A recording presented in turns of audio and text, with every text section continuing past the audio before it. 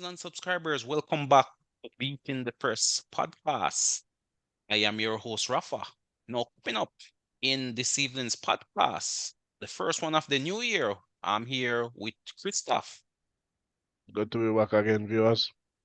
Yes, viewers and subscribers, Happy New Year to you all. And, we are past the festive period now, and the league goes on a break, but we're here to review two of the big games which took place over the period. Liverpool running away winners over Newcastle. And of course, the big upset, Fulham getting the better of Arsenal. Now, Christophe, let's jump straight into it. Fulham beating Arsenal, and by virtue, Arsenal is now sitting in fourth after the festive fixtures. Christophe, talk to us about that game and the Arsenal prospects going forward. Well, the last two results for Arsenal, the last to West Ham 2-0, then the last to Fulham 2-1 after going ahead early on. It these were very embarrassing losses, I think, for Arsenal.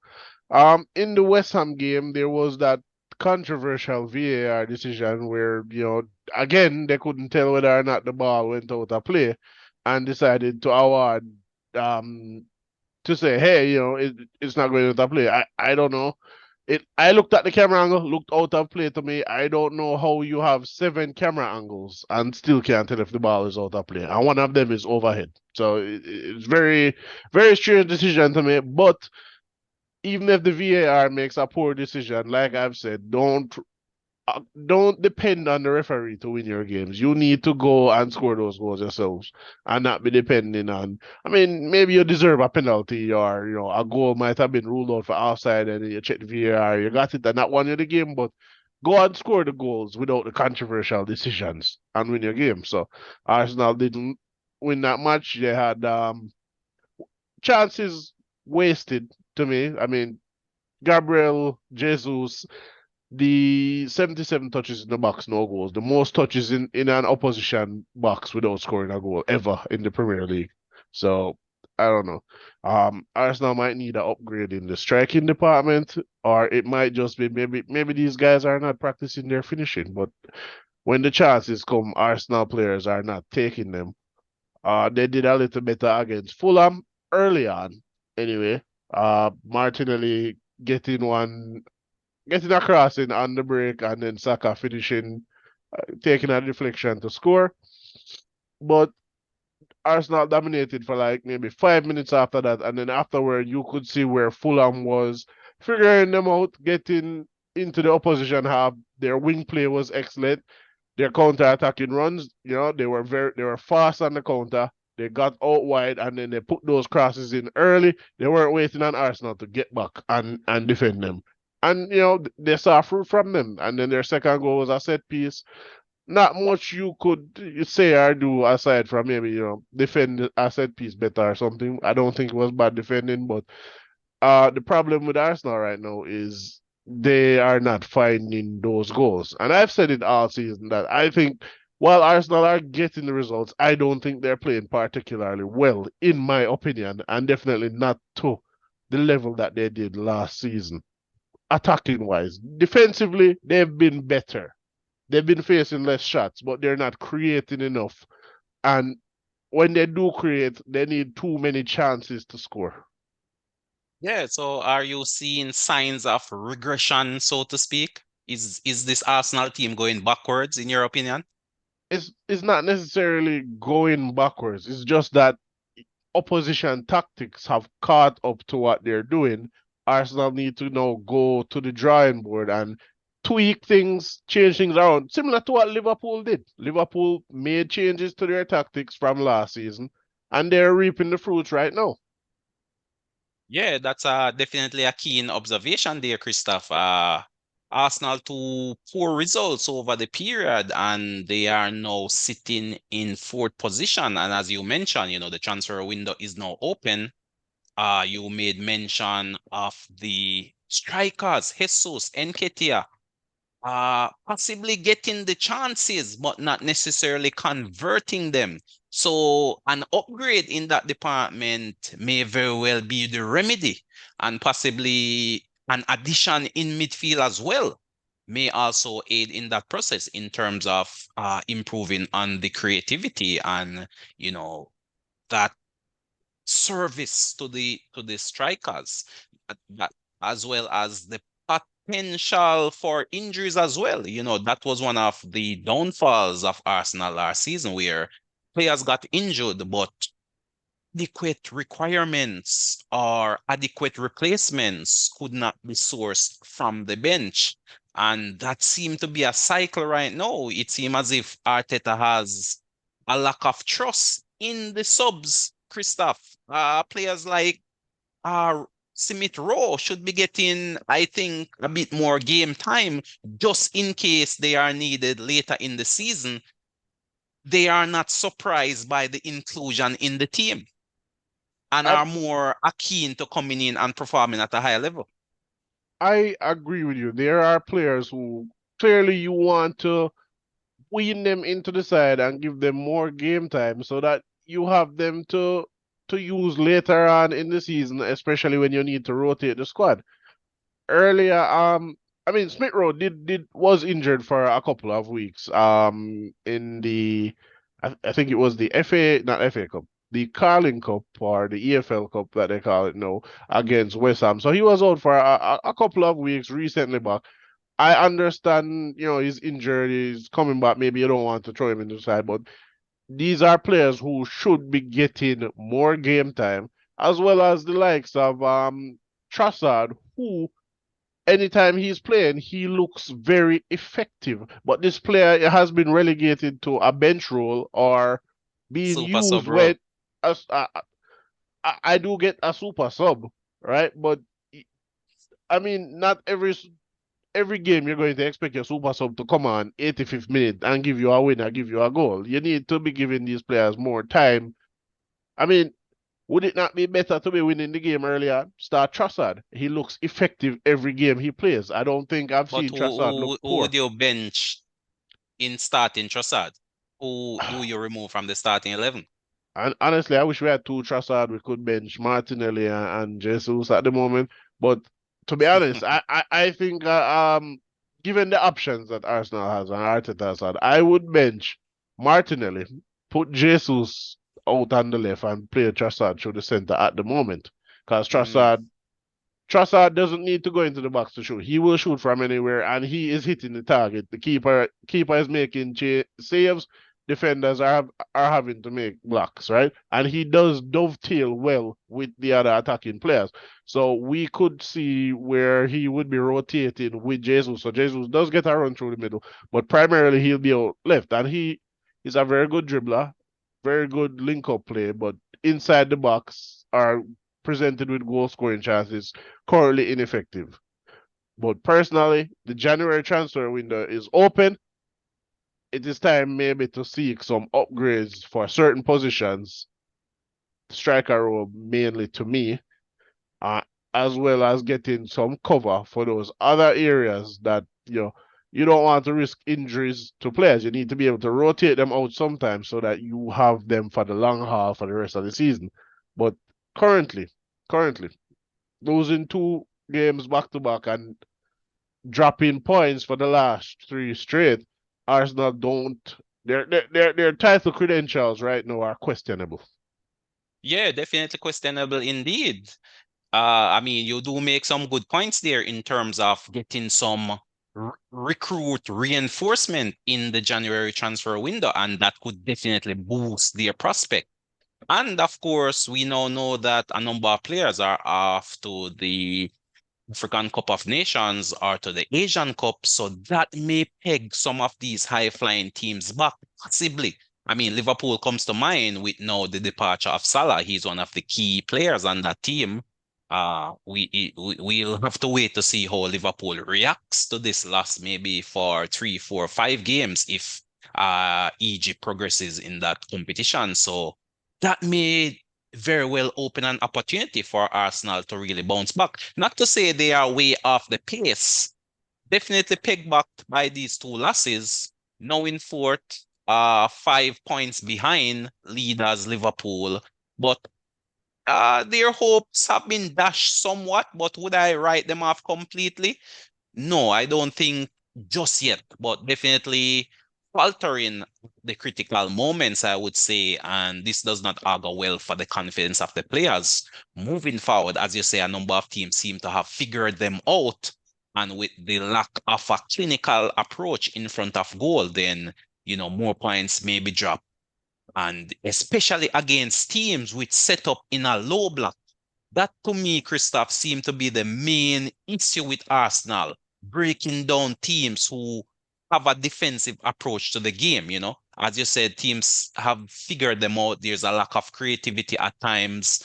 There's no space in behind a low block to really run into from your speedy wingers, Martinelli, Saka, possibly Jesus. So you have to find creative ways to now play around that low block, and that seemed to be where Arsenal seem to be finding it difficult at this moment, but still not out of it. Still opportunity to pick up some points and really put the pressure on the leaders, and definitely still in with a shot. But Christoph, we move. The next big game, we saw Liverpool taking full advantage of this loss from Arsenal versus Newcastle, Christoph. That was one of the, I must say, games of the season thus far. Liverpool really running away winners there. 4-2 winners eventually. Christoph, talk to us about that game. How did you see that one? Um, for me, that game was, even though Liverpool won 4-2, it was, 1-1 for a period, and then they got those two goals in, and then that late penalty again. It looks impressive on paper when you just look at the score, but there were some, let's say, cracks that we are seeing because, let's say, perhaps maybe Salah was not playing that game. Right. How would Liverpool have gotten those goals or created those chances? Because Darwin Núñez looks very, very questionable at the Yeah, moment. I mean, yeah, definitely. That goes without doubt that his finishing needs to be more clinical in front of goal for sure, definitely. I mean, However, the only positive I would say for Nunes is that he consistently gets himself in those goal scoring positions. And I'm sure, I mean, the law of averages, if you manage to consistently get yourself there, eventually one or two goals may find their way in the back of the net. Or create an assist as he did for that Salah opening goal. He could have taken on the shot, but Salah was in a better position, squared it to Salah, and it was a tap in. So, I maybe it mean, was a lack of while he might not be confidence. scoring, he's still creating and keeping defenders on their toes, so to speak, which may open up space for others to play in. But I believe Liverpool, Christoph, have enough attacking reinforcements. We saw Jota coming on and really making a great impact in that game. Same could be said of Gakpo. So Salah will be a big loss, definitely. But I feel Liverpool has enough attackers, Jota, Gakpo, to really fill that void which Salah would have left, having now gone after the African Cup of Nations. Yeah, I maintain that Liverpool might want to experiment with playing Salah through the middle and keeping the likes of Darwin Núñez out wide because he does a good job of that. So put your most clinical finisher central. Well, I mean, it's difficult to do that, Christoph, when I mean, tried and tested on that right wing. That has been the bread and butter I for mean, Salah over the years. I mean, you don't want to really upset the apple cart, so to speak. I mean, we've seen Klopp tried it in a few games, but not to say consistently starts him as that out and out forward. I feel his best damage is done facing the goal, Christoph. I think it's a big difference playing that number 9 position versus playing on the wing. Salah is a dribbler, running at defenders, drawing them I out mean, of position. you So don't you I think don't his best work is done on that right wing, but you definitely don't during have the to course of the game, it could be experimented with. you don't have to play the back to goal. You know, don't have to. Salah will score with just a glimpse of the goal. Half chances, he's very good at it. I mean, Well, maybe, but also Salah is getting older, right? And we do tend to see a lot of clinical finishers from out wide move centrally in the latter years of their career. And we do see where Salah plays center very regularly for Egypt. I said it's a possibility, and I mean, it's up to the manager to find solutions. But I mean, currently Liverpool is really firing. They are one of the top goal scoring teams in the league currently. I don't think scoring goals is really Liverpool's problem. And defensively as well, their defense is clicking. I mean, they still concede, and I personally still don't have that abundance of confidence in that defensive back four, but they're doing enough to keep teams at bay where they're able to pick up all 3 points. And, right now they're looking ominous. They're looking as if they will be the closest challengers to Man City. The moment, I think Man City is still the team to beat, but I see Liverpool as being their closest rivals currently. I thought that would have been Arsenal, but again, Arsenal seem to be running out of steam. So Liverpool has to be that team to step up. So it will be interesting. What I'm looking forward to seeing is that they can maintain this winning run until Salah returns to the team, we should further galvanize them. So this gives the other players an opportunity to really step up, the likes of a Jota, the likes of a Darwin, the likes of a Gagpo, to really step up and show that they can indeed fill the void left by the talismanic Salah. But it was a great win for Liverpool, Christophe. Definitely one to savor for the Liverpool fans in front of their call. It was, in front of their fans, it was really a end-to-end game, especially in those wet conditions, lots of goals, lots of attacking play.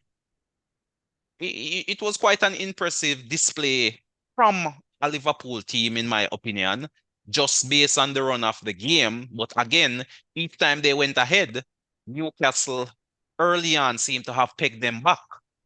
And it was nail biting at times, but eventually they got that fourth goal, which really killed the game off and walked away at the end of the day relatively comfortable winners. But good game, I would say, definitely a good game. Um, Definitely, but I think the end-to-end stuff is a bit concerning because as a big team playing, a smaller team, despite Newcastle being very good, last season, continuing again this season, end to end, I think it should be very scary for a big a big side like Liverpool. End to end tells me that you don't have control of the game. Yeah, I mean, definitely that was the case for sure. I mean, having gone ahead and even having missed a penalty, let's not forget Salah did miss a penalty in that game as well.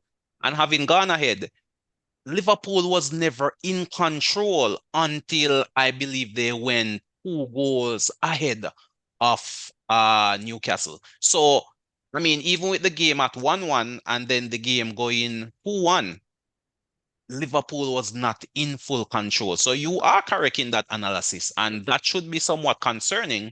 But it seemed to be the characteristic Liverpool style in certain matches, especially against high pressing teams, as was Newcastle in this game. Newcastle was definitely pressing high. So as a result, playing around the press, the game became a bit more end-to-end sort of nature. And again, Liverpool with their counter pressing again, it became even more frantic because Newcastle is pressing, and then once Liverpool turns the ball over, it's all hands on deck. We're trying to win the ball back. So that's what gave it that characteristic chaotic nature. But it's the way Klopp plays. And personally, I love this style, especially in front of the home fans. Away from home, it may have been a bit more challenging, but the crowd was right behind the team, really pushing them on. And I thought they played a key role in getting Liverpool over the line in this one, especially in those wet conditions as well, tackles flying in, players sliding all over the place. But, in the end, as I said, once Liverpool went 2 goals up, I felt they would have won the game and won the game comfortably. And really, I mean, outside of the Isak goal and then uh that set piece goal from Batman, I mean, Newcastle really didn't trouble. It wasn't as if the Liverpool defense was under any real pressure. It was just a case of, as you mentioned, the cracks being exposed and Liverpool conceding as they 10 times do, but still having enough firepower on the field to really get enough goals to. And I must single out Curtis Jones. He has been one of the unsung heroes of this Liverpool team. The plaudits normally go to the big name players, the Salahs, the Trents, but Curtis Jones is slowly stamping his name in that Liverpool midfield. And to me, this midfield trio, which we saw versus Newcastle, may very well be the best trio for this Liverpool team going forward. So who to tell? But I believe one of those Soberslide picked up an injury, hamstring injury, I'm hearing. So he may be out for a few games as well. So departure of Salah, a few injuries, transfer window open. Possibly Liverpool might be looking at a left back. Gomez, right footer, playing at left back. And if he was to go down injured, then Liverpool may very well be left exposed at that left back position. So that may be an area of strengthening that Liverpool may look at in the transfer window. But Christophe, I mean, other games were on show. Spurs, talk to us about Spurs. Christophe, we saw Spurs bouncing back after suffering defeat versus Brighton. Taking apart Bournemouth, I believe 3-1. Running away comfortable winners, to be honest. Spurs, I mean, they are now a single point behind Arsenal. Christophe, can you believe? Not really. They are a I, single point behind Arsenal at the moment, having played the same number of games. Who would have thought? um, with Spurs, I think it was brilliant from Postacoglu to bounce back like that. I think maybe the game against Brighton. I mean, Brighton clearly over the last couple of games seems to be finding themselves and finding their form. Um, Spurs got undone by four pieces of brilliant attacking play from Brighton in that. Well, two goals in the first half, two in the second. It was a brilliant strike to start the second half. Unsavable, I would say. But it was very good attacking play, just blitzing Tottenham.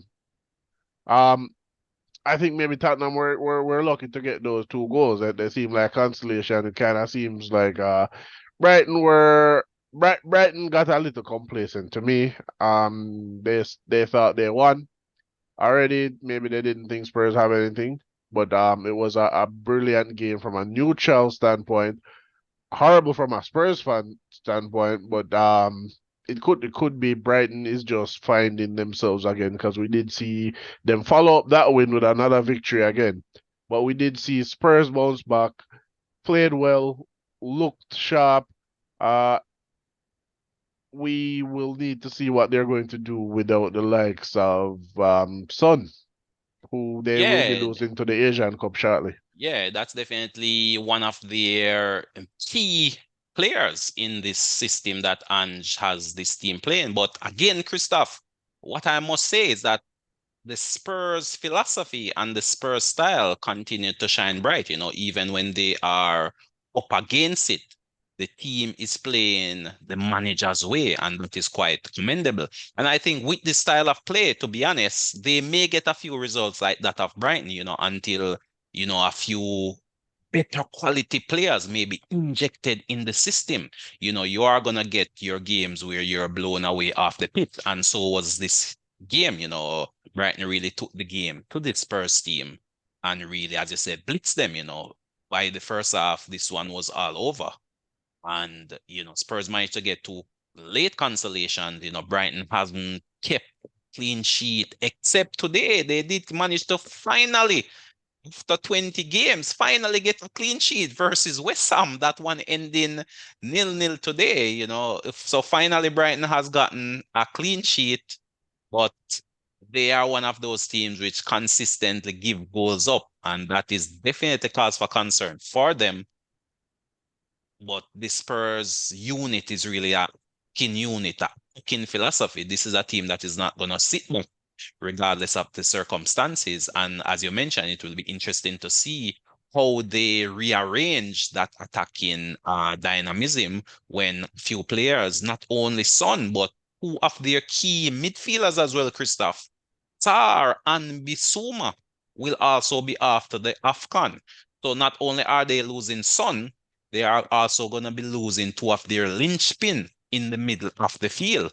So in addition to the injuries to the likes of a Madison, who is still out injured, this team is definitely up against it, and this January window can't come soon enough. They should definitely be looking to dip in to the window and be getting some reinforcement.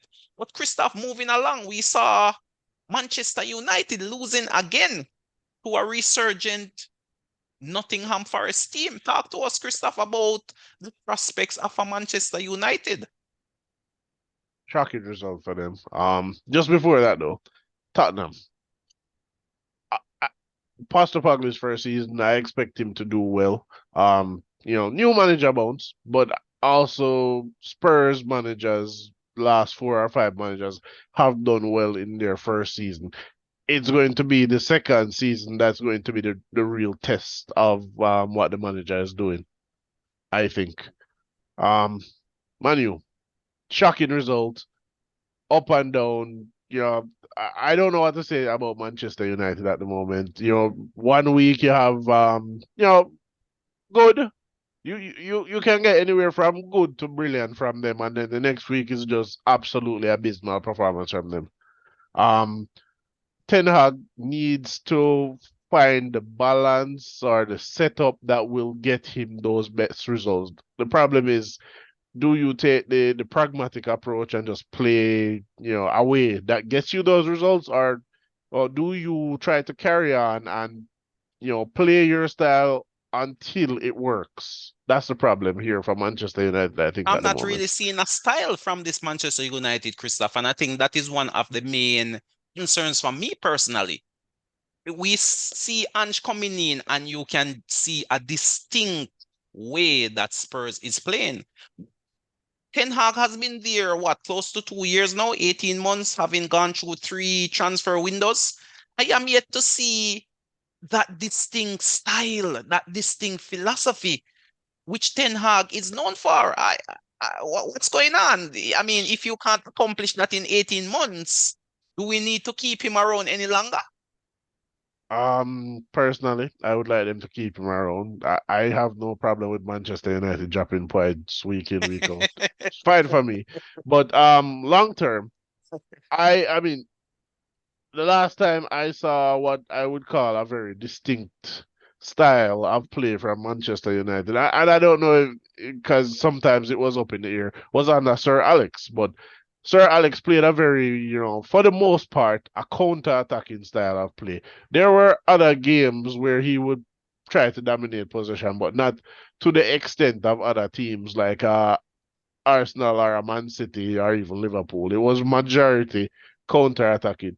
That counter-attacking play seems to be ingrained in Manchester United, even so far removed from his retirement. Man U at the moment, and since Sir Alex retirement, seems to get its best when playing counter-attack and not trying to dominate games. That's where this season, for the majority, we've seen them getting their goals because they are unable to break down teams any other way outside of counter-attacking play. So maybe the best thing for Ten Hag to do is to develop a counter-attacking philosophy, soak up the pressure, and then attack on the counter because the Man U attacking players are very good on the counter. Rashford seems to benefit a lot from that. And I mean, if you're paying a player £350,000 a week, I want to get the most out of them. So perhaps updating his own philosophy to counter-attacking, even if it's just for his tenure at Man U, might be in his best interest and in the club's best interest as well. Yeah, quite a unique perspective there, Christoph. I mean, you may very well be on to something right there. Uh, it is what it is. Manchester United continue to shock us in terms of the results and just the direction the club is really going. And this is not another characteristic result of how their season has been going and the sort of tenure Ten Hag have had the club since his arrival, up and down, win some, lose some, win a trophy, and then we're seeing a downhill spiral right now. But We move, Christophe, we move. But Christophe, we're quickly running out of time. Give us your general overview of this whole festive period and what can we look forward to after this winter break? Um, I thought from the neutral point of view, these were some excellent games that we're seeing. High scoring, high attacking games, a lot on display here. Maybe from a fan point of view, from an Arsenal point of view, disappointing. From a Spurs point of view, very mixed. Liverpool fans should be very happy. 5 points clear of Arsenal. I think 5 points clear of City as well. 2 points clear of Well, Villa. the City do have a game in hand. I mean, yeah, they do have a game in hand, but it's not a So guarantee. It's not a yeah, it's not a guarantee of 3 points. I So mean, at the moment, With City lurking, you have to count that as 3 points. That's the all right. way, as a Liverpool coach or management team, you should be looking at it. Looking at it that hey, City has won that game. So really and truly, while the table may show five, in reality, it's probably just 2 points, which I mean, translates to one game. yeah, indeed, it's probably just 2 points. But also you have to be wary of City because City does tend to pick up steam later in the Lurking. campaign as well. City is just lurking, man. City is just lurking in the shadow, ready to pounce. One slip Right. and that lead at the top of the table is gone. And then when Erling Haaland returns from injury, we As well don't know as Kevin De Bruyne. and Kevin De Bruyne out, we don't Those are know. like two new signings without going into the transfer market. Those are like two brand new world-class signings, $100 And million players, so to speak. you would expect to see not Kevin, you would expect to see Haaland benefit greatly from the return of De Bruyne. So it is very dangerous for those other top four teams at the moment. I definitely think they want to continue pushing. They will need to make some very effective signings, to say the least, in order to really put City under some pressure. Definitely, and I'm also looking forward to seeing how Aston Villa, Christophe, Aston Villa has been punching above their weight all season thus far. So I am definitely keen to see if they can maintain their position in the top four and possibly push in the leaders. I mean, they are off the lead by what, 3 points? 2 points, So, I think. or 5 points? Two, two, Right, they are two. off by what, 5 points. So it's definitely will be interesting to see if they can maintain their position in that top four and indeed finish out the season in a Champions League position. That would have been, or that would be a very momentous achievement for that Aston Villa team. So that is one narrative I'm definitely looking to see how that one plays out. But lots to play for. I mean, the title is still up in the air. You cannot separate these teams, and much and quite a bit of football is left to be played, not only in the EPL but in other competitions as well. You know, the FA Cup, the Carling Cup, Champions League as well, and injuries, transfers. Lots is still happening. So even with this winter break, where there won't be any EPL action, I believe, for the next week and a half, much is still happening. Lots of transfer rumors are now circulating.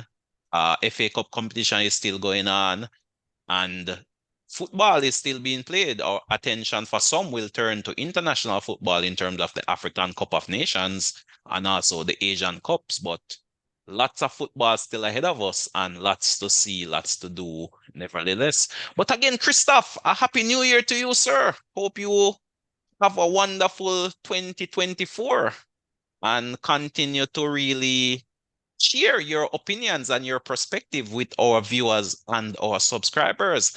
Happy New Year to our viewers and subscribers as well. Thanks for being here with us. Thanks for the tremendous support in 2023. And we hope that that support carries over into 2024. Continue to share the platform. If you haven't subscribed as yet, please feel free to do so. Or feel free to do so. But Christophe, thanks again for coming on board. Good to be back as always. Well, viewers and subscribers, until next time, this is Rafa signing off.